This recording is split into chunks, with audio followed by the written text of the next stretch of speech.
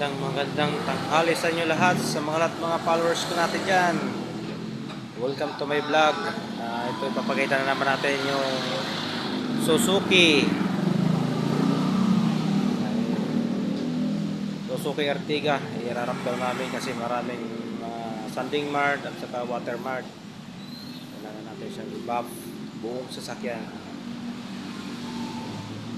Medyo nahirapan tayo dito sa mga water mart kasi ang hirap tanggalin, lalo pag urig pa yung pintura.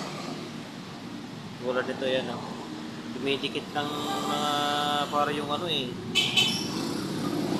So, pagbago talagang ano, original pa kasi pintura kaya dumidikit yung rubbing natin. Kaya nga yung gagamitan natin ng foam para matanggal lang yan.